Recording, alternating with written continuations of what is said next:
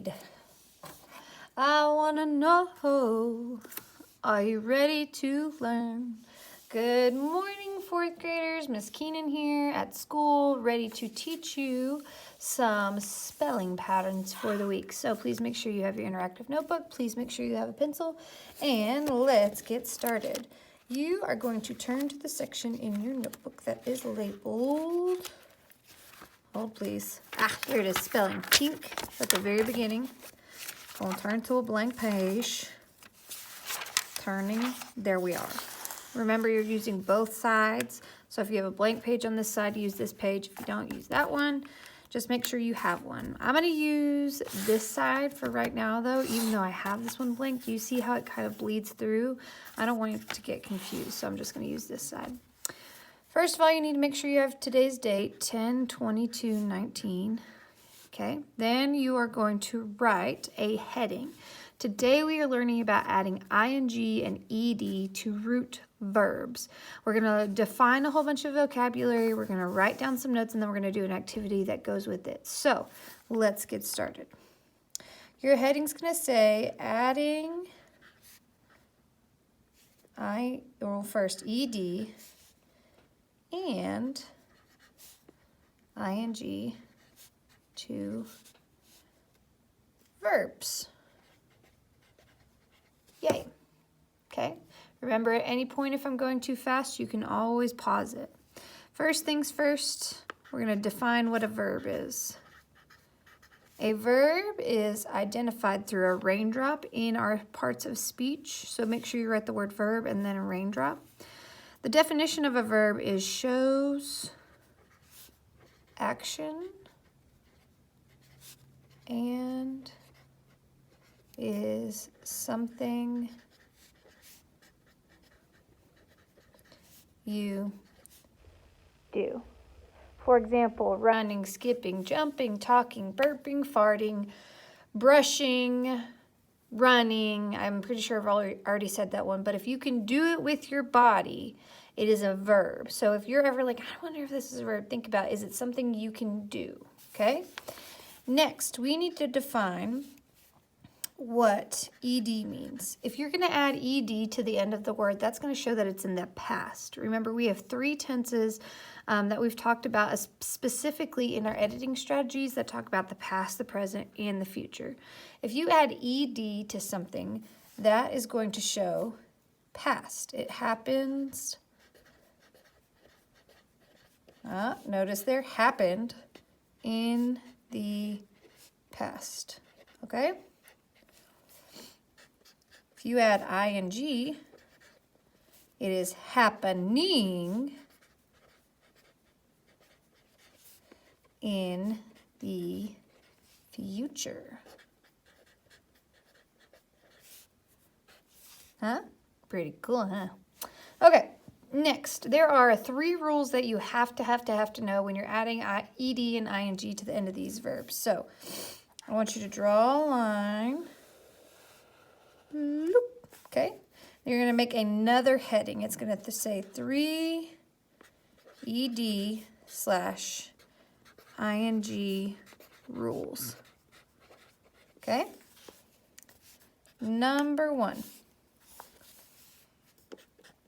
If the word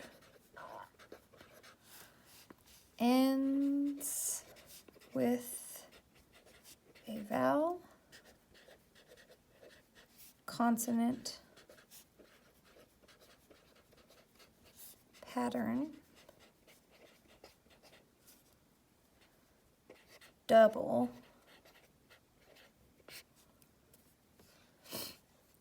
the last consonant. Okay. Let's read this together. Obviously, don't read this like really loud. You can whisper this to yourself, but I want you to put your finger on the word if, and we're going to read this together. If the word ends with a vowel consonant pattern, double the last consonant. What that means is when you look at the word itself, if it has, for example, a consonant vowel consonant pattern, this last consonant right here will be doubled, and I'm going to show you how to do that now. in the word nap. If you notice, the word nap has N, which is a consonant, A, which is a vowel, and P, which is another consonant. I want you to underline the P because that is the pattern we are going to follow. Then I also want you to underline the vowel that neighbors it. AP is our pattern that's at the end that's going to tell us that we're going to double the consonant before adding ED and ING. So it's going to look like this. The first one we're going to try is the ED pattern. If I'm saying that I napped in the past, I'm going to keep the first 3 letters. I'm going to add another P, and then I'm going to add ED. Simple as that.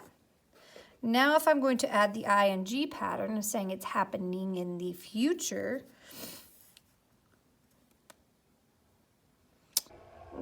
guys, I messed that up. Can you come up here and cross that out? Happening in the present. Sorry, y'all. Not the future. My bad. See, even teachers make mistakes. Sorry, y'all. Happening in the present, so in the right now. ING says it's happening in the present right now. So if I'm saying I'm napping right now, N-A-P-P-I-N-G. Okay? All right. Next one. We are going to do snap. All right, I want you to underline your pattern just like you did. AP is our consonant vowel team again. And we're going to try it with ND or ED. You're going to keep S-N-A-P. You're going to add another P. And then you're going to write ED. Okay? So we added this second P right here to make it correct. Now if we're wanting to show it's happening in the present, we're going to still write the word snap. We're going to add that additional P, and we're also going to write ING. Okay? You are going to try on your own with the word slam. Remember to underline your vowel consonant team. Then you're going to draw an arrow. Show me the past version of it and show me the present version of it. Press pause on this video and go do that. Did you do it? Okay, cool. I'm going to show you the ansals. Double check if you got these right. If you didn't, just go ahead and correct it.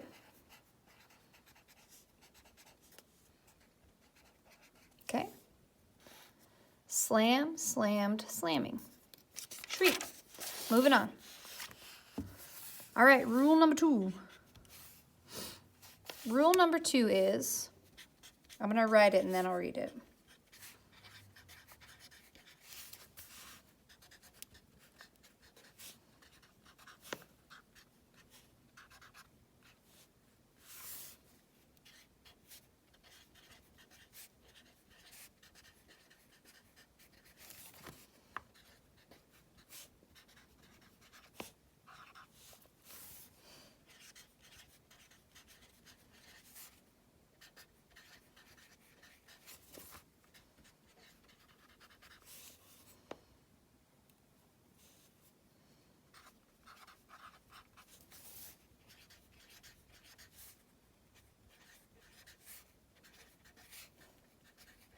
All right, now that you've written, let's read. Put your finger underneath if, and we're going to whisper read this together. If it ends with an XW, 2 consonants, or has a double vowel team, just add ED or ING. Once again, just like we did in the last one, we're going to practice, okay? We're going to practice one of each of those so that you see, all right? The first one we're going to do is look. Now, you have to look at your rules and decide what rule follows this word. Is it ending in an X? No. Does it end with a W? No. Does it have 2 consonants at the end? No. Does it have a double vowel team? Oh my gosh, look. Yes, it does. The first one you're going to write is the past version, looked, and now you're going to write the present version, looking. Okay? All right, next one we're going to do is smell. Once again, you're going to look at your rules to see what rule follows the word smell. Does it end in an X? No. Does it end in a W? No. Does it end with two consonants? Oh my gosh, look right here. LL, those are both consonants. I'm going to underline my pattern, and I'm going to write the past version and the present version. I smelled something bad, or I am smelling something bad. Okay? Alrighty, Aphrodite. I'm going to let you... Well, actually, we're going to do one more example together, okay?